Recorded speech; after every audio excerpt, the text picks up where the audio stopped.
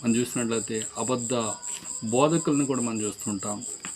అబద్ధపు పాస్టర్స్ని కూడా మనం చూస్తూ ఉన్నటువంటి వారున్నాం.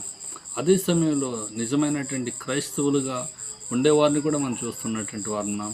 మరి ఇవన్నీ కూడా ఎలా తెలుస్తుంది మనకి?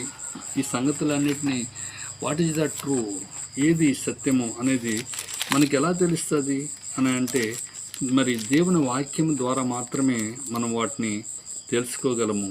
అందుకనే మరి మత్తయి సువార్త 7వ అధ్యాయంలో అబద్ధ ప్రవక్తలను గూర్చి జాగ్రత్త పడుడి అని రాయబడింది.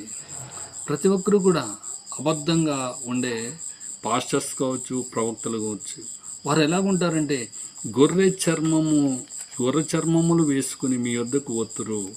గొర్రె చర్మం ధరించుకున్నటువంటి బోధకులు ఉంటారు, గొర్రె చర్మములను ధరించుకున్నటువంటి ప్రవక్తలు ఉంటారు, గొర్రె చర్మము ధరించుకున్నటువంటి పాస్టర్స్ కూడా ఉంటారు.